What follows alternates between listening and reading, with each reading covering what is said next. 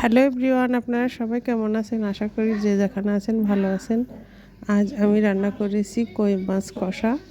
দেশি কই পেঁয়াজ দিয়ে কষা রান্না করেছি। দেখুন কি সুন্দর হয়েছে কালারটা, খেতে ভীষণ সুস্বাদু হয়েছে। ভিডিওটা দেখুন সম্পূর্ণ, আশা করি আপনাদের ভালো লাগবে। প্রথমে আমি মাছগুলো ভেজে নিচ্ছি।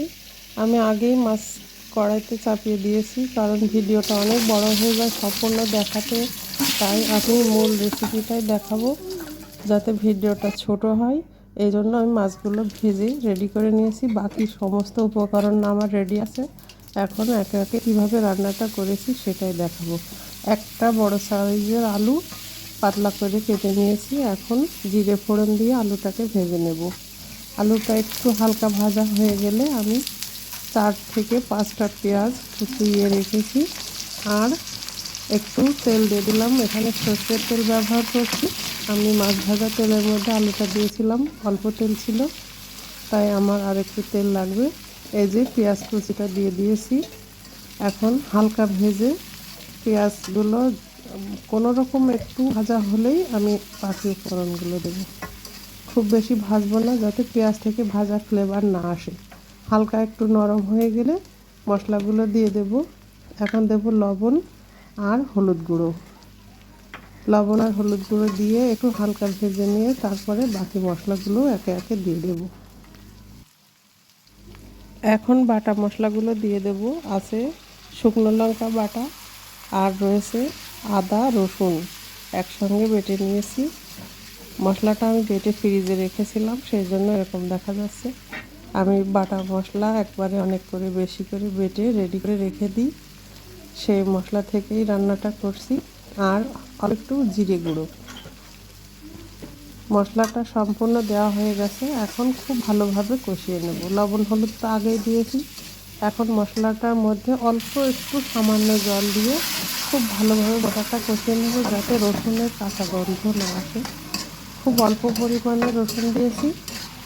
প্রত্যেকটা মশলা খুবই কম পরিমাণে দিয়েছি। চা চামচের হাফ চামচের মতো করে মশলা সম্পূর্ণ দিয়েছি, কারণ আমি অল্প একটু মাছ রান্না করছি। মশলার পরিমাণ বেশি হলে খেতে ভালো লাগবে না। আর পুরো রান্নাটা পেঁয়াজ দিয়েই করছি। এখন দিয়ে দিলাম 4টে কাঁচা লঙ্কা অল্প করে চিড়ে দিয়ে দিলাম ফ্লেভারের জন্য। এখন মশলাটা খুব ভালোভাবে কষিয়ে নেব।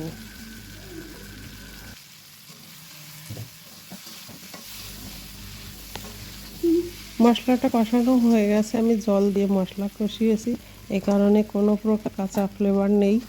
এখন মাছগুলোও মশলার সঙ্গে একটু মিশিয়ে নেব, হালকা একটু কষিয়ে তারপরে একটু ঝোল দিয়ে দেবো। ঝোলের জলটা দিয়ে খুব ভালোভাবে জ্বালিয়ে নেব। তারপরে বাকি উপকরণগুলো দেব।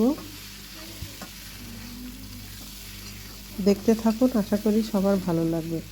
আর ভালো লাগলে লাইক কমেন্ট শেয়ার করতে ভুলবেন না। পেজটা ফলো করে পাশে থাকবেন, অবশ্যই আমাকে এগিয়ে দিতে সাহায্য করবেন।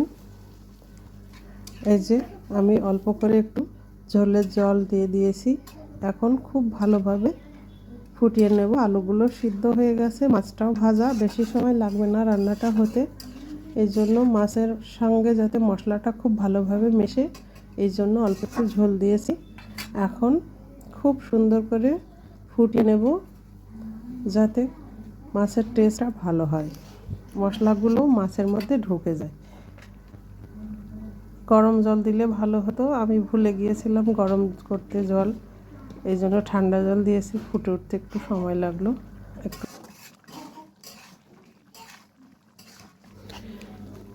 এই যে দেখুন, আমার মাছের ঝোলটা ফুটে উঠেছে।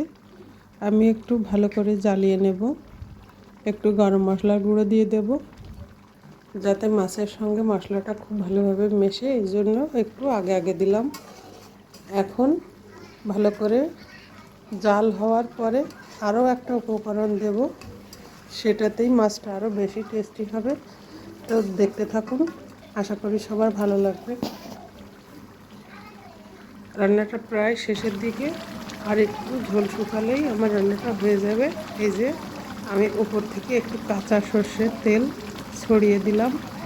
মাছের গায়ে এই কাঁচা সর্ষের তেলের ফ্লেভারটা খুব ভালো লাগে খেতে। একটু শুকনো শুকনো করে রান্নাটা করব, তাই উপর থেকে একটুখানি হালকা তেল ছড়িয়ে দিয়েছি। দিয়ে এখন ঝোলটা শুকিয়ে গেলেই রান্নাটা রেডি হয়ে যাবে। এই যে দেখুন বন্ধুরা, নিচে একদম শুকনো হয়ে মশলাটা লেগে গেছে, বেশ মাখা মাখা টাইপের হয়েছে। ঝোল থাকবে না, আবার একদম শুকিয়েও যাবে না। এই পর্যায়ে আমি নামিয়ে নেব। রান্নাটা শেষ। কালারটা এখন ভালো লাগছে না, একটু ঠান্ডা হলেই কালারটা খুব সুন্দর হবে। আর আমি একটু ঝাল কম দিয়ে রান্না করেছি, আমার বাচ্চারা খাবে সেই জন্য। এই যে দেখুন, সম্পূর্ণ রান্নাটা কমপ্লিট, আমি নামিয়ে নিয়েছি। এখন দেখুন কালারটা কত সুন্দর হয়েছে, মিষ্টি একটা কালার হয়েছে। এখন গরম গরম ভাতের সঙ্গে পরিবেশনের পালা। কি সুন্দর হয়েছে খেতে, ভীষণ টেস্টি হয়েছে রান্নাটা। বন্ধুরা, আমার এই রান্না যদি আপনাদের ভালো লাগে তো অবশ্যই কমেন্ট করে জানাবেন। ভিডিওটা শেষ পর্যন্ত দেখার জন্য আপনাদেরকে অনেক অনেক ধন্যবাদ। বন্ধুরা দেখুন কি সুন্দর কালারটা হয়েছে, অনেক সুন্দর হয়েছে। একটা মাছ, একটু ঝোল, একটু আলু নিয়ে নেব, সঙ্গে আছে আলু গাজর ভাজি।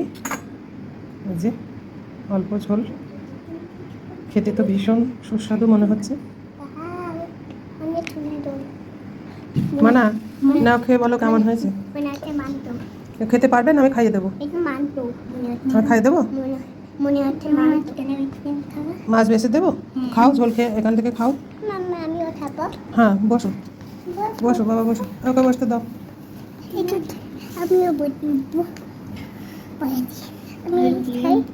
ঠান্ডা হয়েছে, একটু গরম আছে তো।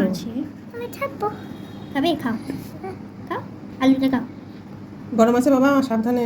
অল্পই গরম আছে, খাওয়ার মতোই। ঠান্ডা হোক, আমি খাইয়ে দিচ্ছি। তুমি একটু খেয়ে বলো কেমন হয়েছে, তারপরে মাছ বেছে খাইয়ে দিচ্ছি। কেমন লাগছে? খাও, আস্তে আস্তে খাও।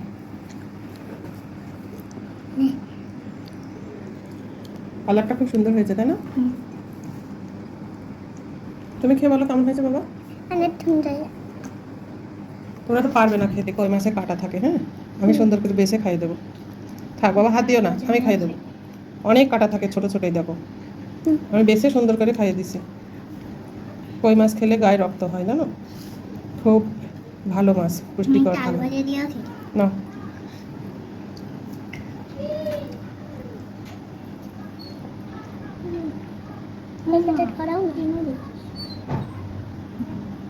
না কেন, কাটা আছে অনেক, কাটা, ছোটো ছোটো কাটা। কেমন হয়েছে বাবা?